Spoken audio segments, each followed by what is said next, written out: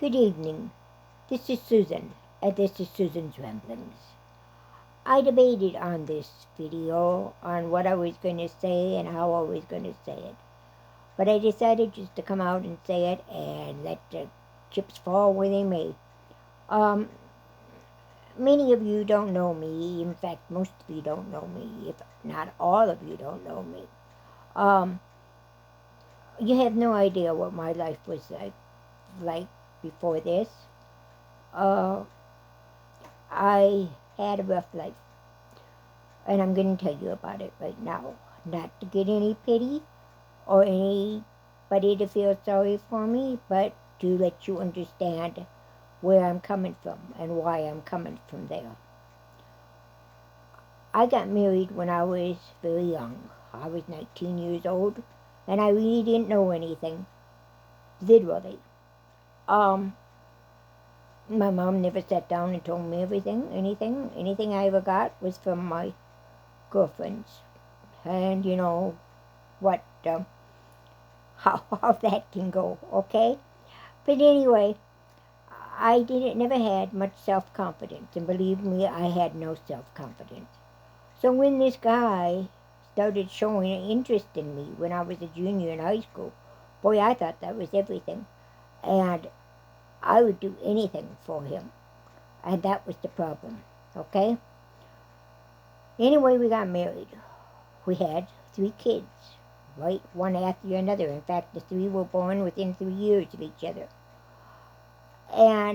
But that was what it was like in the 70s, especially if you were a Catholic. You got married, you had your children, bing, bing, bing, bing, bing, as many as you could have. Well, after my 3rd one, I decided that was enough. I'm sorry, that was enough. And so I went on birth control. He wasn't happy with that, but he really didn't have any say over it, as long as it was between my doctor and I, and it wasn't any surgery, okay? Back in the 70s, women, girls went to college only if you weren't going to get married. And if you did go to college and you did get your degree, once you married, you were expected to give up that career and stay home and raise a family. Do everything. In fact, your husband basically controlled you. I mean, not just physically, but he controlled you. We were not, our husbands owned us. That was the day. We couldn't even have a checking account by ourselves because they wouldn't let us. I mean, that's what power is to be. A woman was not respected. A woman was not able, according to their philosophy, think for themselves or do anything for themselves. The husband controlled you, basically, all the time. And boy, was there trouble when the 70s rolled around. And the women started saying, hey, this isn't right. Something's wrong here. Well, my situation, I don't know when the beating started. I can't remember when the beating started. I know we were happy there for a few years. Maybe not many, but a few. At least until our first child was born. I don't remember any beatings before that. I really don't remember any beatings until after the children were all born. Then, I suppose, when I went on the birth control, it showed him that I was breaking loose. I had no intention of breaking loose at that time. But it signaled to him that, hey, maybe this lady, this woman, was not going to listen to you anymore. And of course, it was always my fault. I made him mad. I did this to do that, so he had to do this. I did this wrong. I did that, Papa. You're wrong, you're wrong, you're wrong. You can never do anything right. I mean, that's what he beat me down with, besides his fists. And then to top it all off, we moved out to, we were living in town, and he was farming, and I was home by myself. That helped us a lot until we moved out on the farm. Then we were together for 24 hours, day and night. And of course, you're going to get on everybody's nerves. I mean, that's you're going to get on somebody's nerves if you're with them 24 hours a day. And if you do anything wrong, or they say you're doing anything wrong, or they say you're no good, or they control who your friends are, they control where you go, they control your family, who you get to see. They don't allow you to see your family unless you're with them. You don't see your friends unless it's with them. You don't even go to church or church activities unless it's with them. I couldn't even go to age because I wasn't with him. He couldn't control me if I did that. And so I guess I really never, yeah. That's the way I was brought up. I don't know. No, it's not the way I was brought up. I was not taught to take the beatings, to take the abuse, to take all this stuff. But what got me were the kids were watching me. And I stayed in it a lot longer than I should have. But I finally went to work after my youngest one went to school. But that didn't stop the abuse or the mental abuse, the emotional abuse, any of that. He would call me up at work and give me help or something. I mean, come on. The last thing I had to worry about at work was what he was thinking or what he was going to do or what was going to happen when I got home. He was lazy. He did not work, period. And I did not realize this until maybe a year before I left him. And then one day I got off work early. See, I never got off work until 4 o'clock. I went at 7 o'clock. I never got home until 4:30. That's the way it was. Or that's the way it was supposed to be. Except he would decide he would decide he had to take me and come and pick me up. Who knows why? I know why, because he was controlling me. He was showing me I couldn't do anything. He was telling me I couldn't even stop and get groceries after work. I couldn't stop for anything, period. The only day I was really able to do anything was on a Wednesday when the kids had CCD or religious training. So anyway, that's what I did. Then I would get my groceries and so forth on that day because I could. He knew what I was doing. He knew where I would be. Yeah, it's crazy now that I look back on it. I don't know how I let myself be controlled by that. But anyway, we were getting down to the near to the end. And we were in the car going somewhere. I don't know where we were going, but all the kids were with us. And my daughter asked me off the top. I don't know what we were talking about. Anyway, my daughter asked me how many years we've been married. And I looked at her and I said 15, and we're not going to make 16. And my mouth just dropped open because, I mean, that was not a conscious thought of mine. It just popped open. And we all looked at each other and went, okay, guess that's it. He looked at me so funny, but he never said a word. Never did anything about it. Not even when I expected him to.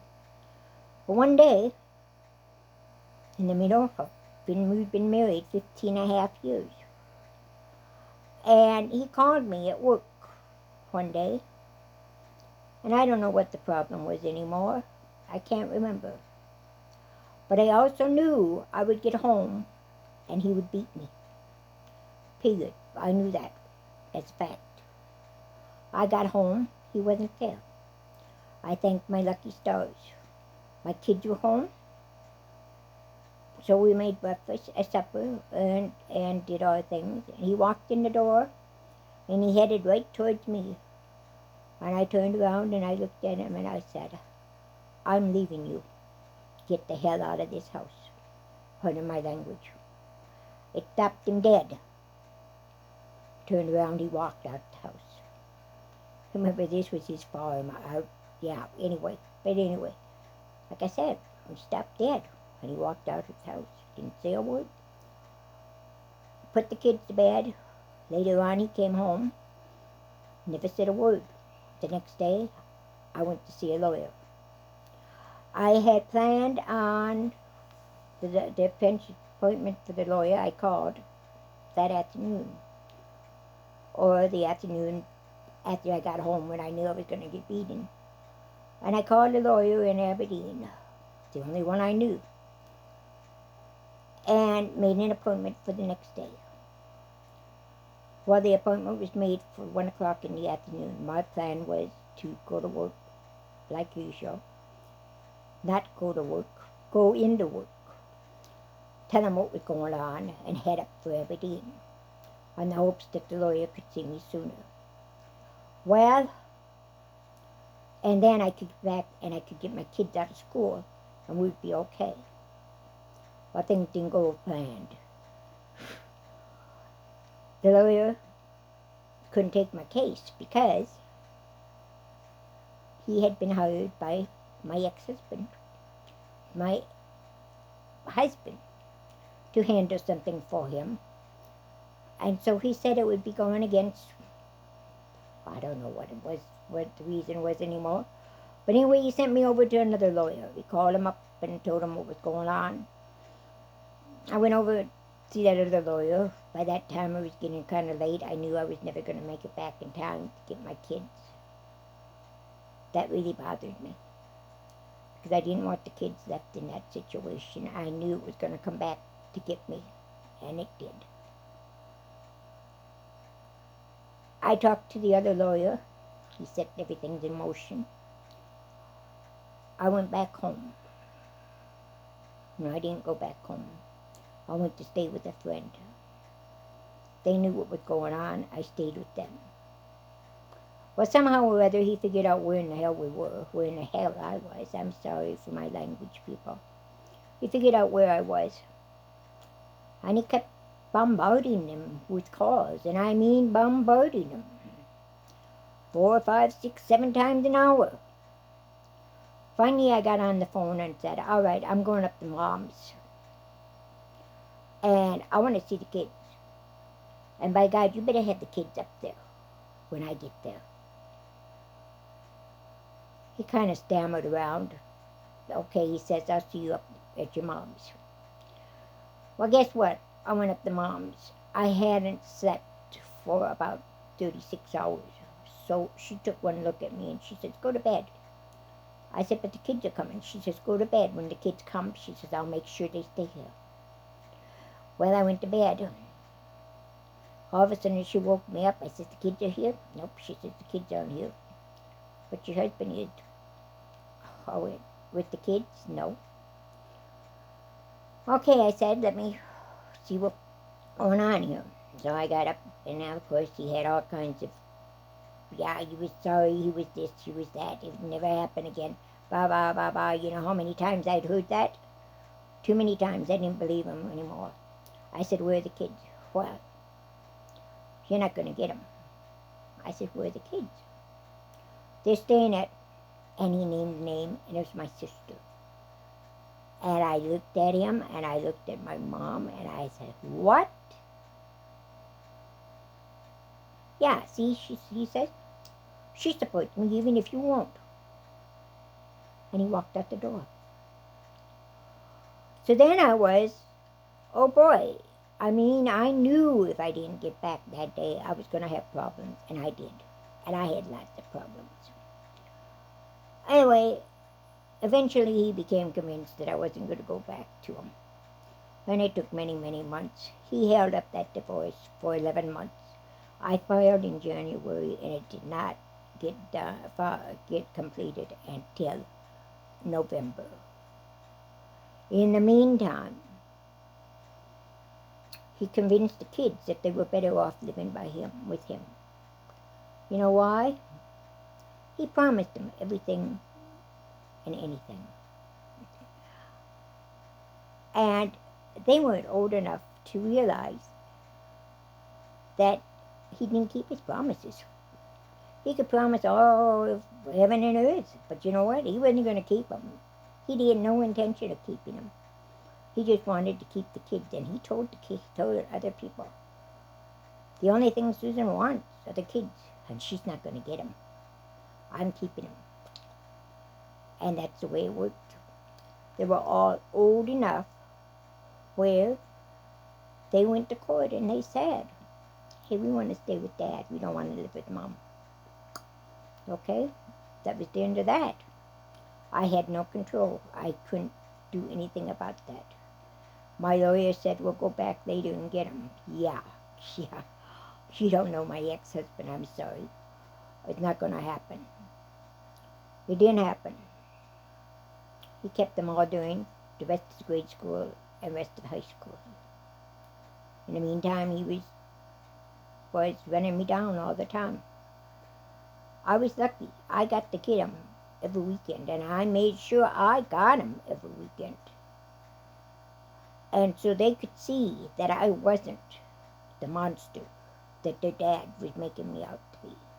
That I loved them, and I would never do anything to hurt them. And they could see Mom wasn't running her husband down, her ex-husband down, their father down. Because that wasn't what I was about. I didn't do that. I made a resolve, made a resolution when I went to file that I would not do that to the kids. That the kids would stay out of it. And I would never drag the kids into it. Yes, we had some rough times. But kids and I are over that now. In fact, it worked against them. Because the kids are more closer to me than they are to him. Much closer. We have a very good relationship together with all of us. With the grandchildren, with my daughter, with my son, with my grandchildren, with my great-grandchildren. In fact, they don't want anything to do with their dad. And not because I did anything against him. Because they finally realized that he was doing all this stuff. So anyway, that's my life. I got away from him, but that still doesn't mean I'm free. We both live in the same town. He has threatened to kill me, and he probably will. We know that. The police watch it all the time. If he goes around and around and around and around my place, somebody's going to turn him in, because they won't go for that. The problem is he threatens all the time. But it's his word and my word against my word. He never makes those threats or does anything in front of anybody else. So we can't get him for anything, not until he actually does it. So I fully expect to be murdered by him. Yeah, well, anyway, it shot my self-confidence down completely. And it wasn't until I was married to him until I was middle 30s, 35, 36, something like that. And I did not get my confidence back until maybe I was 55, 56 years old. I mean, it took me that long to get back my confidence after he destroyed it. So anyway, that's my life. That's where I come from. I don't like fake people. I don't like people who say they're going to do something and they don't do it. I don't like people. I am very brutal. And I will say what I think. And sometimes that's good and sometimes that's not. Anyway, that's where I come from. I've had it hard all my life.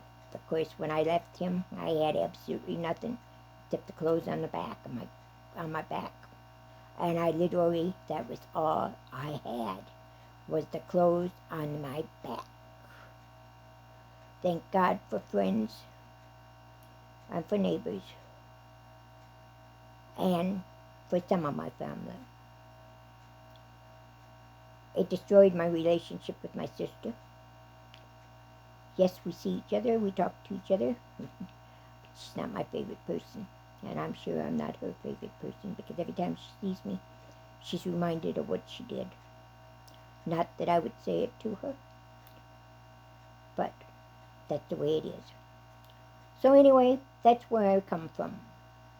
So if I say something on here that seems a little bit off, or it seems like I'm being rude, I don't mean to be. It's just the way I come across, because I've been hurt for so long, and I can't keep it in there anymore. So I won't put up with that crap anymore. I won't put up with him anymore. So that's where I'm from. Thank you for listening, and we'll see you tomorrow. Goodbye. God bless.